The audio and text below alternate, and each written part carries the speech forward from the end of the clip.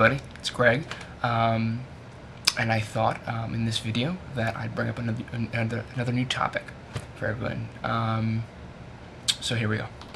Now, although there are many answers for, or theories rather, for the existence of God, if I were to be asked, personally, what my reasons behind the existence of God is, what would I tell them? Although there are a ton of ways I can go around this issue or touch this issue, one way, I guess, is obviously through logic, but in a more simplistic way, not those the theories with big words in them. But this is pretty a basic, simple argument for the logical reasoning behind God.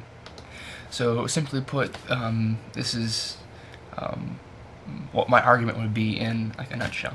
So if someone were to ask me that question, I would tell them if they've ever been hungry, and of course everyone's been hungry. So and then I would say, well, did you quench that hunger? I mean, was there food around? Did you eat eventually to satisfy that hunger? And usually they'll say yes, and they'll even tell me what they ate. So from there, I'll take that idea of desire and for need. I mean, if you the very idea of hunger, the very idea of something that needs to be satisfied, is the existence of the satisfier or satisfiee. So I take that logic and I bring it into the spiritual realm. With the idea of desire and satisfaction, we see throughout history that there's a need and a desire for something beyond the physical, something metaphysical. You'll see that in every single culture, and I believe that's because of when culture was spread out at the Tower of Babel, that they kept a lot of the original truths from the creation of the world. So since the world, as we can even go around the world and just see all different types of religion, since the world is universally in need of something more than the physical, we can logically say that we have a desire for something beyond the physical. So we have a desire, we have a need for something that's beyond us, beyond this world. So why do we have this need? If we didn't have this need, then there logically wouldn't be anything to satisfy a need that we didn't need. But we do desire this. We do yearn for something more. So is there something more? Logic dictates that there is. If you're hungry, there is food exists. It's a logical outworking of our physical bodies. If there's knowledge you're quenching, there's knowledge out there, and you can obtain it. And the list goes on and on. Same thing with God. If we desire something that's beyond the physical, then thus something metaphysical must exist, or there would be no desire for the metaphysical.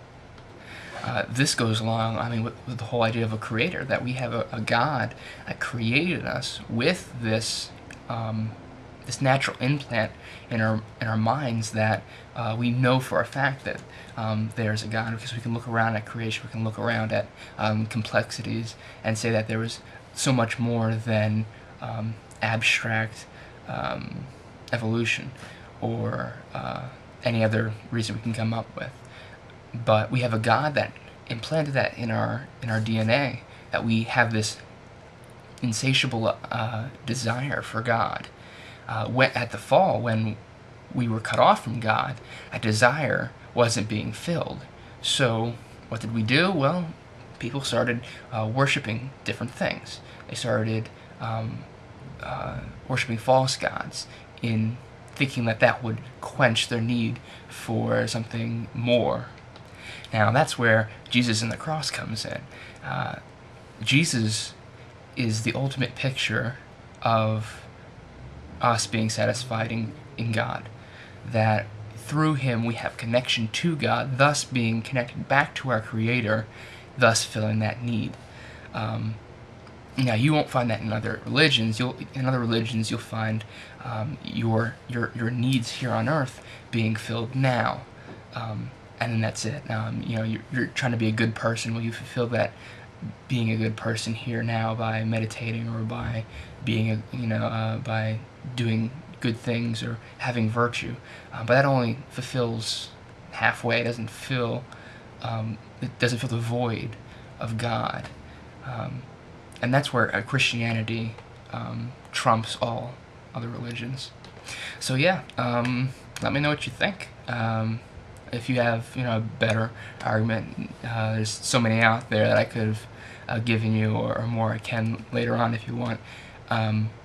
But that was basically the simplest presentation I would give to someone who just would come up to me and ask me. So that's about it. And leave comments and subscribe. All right. Have a blessed day.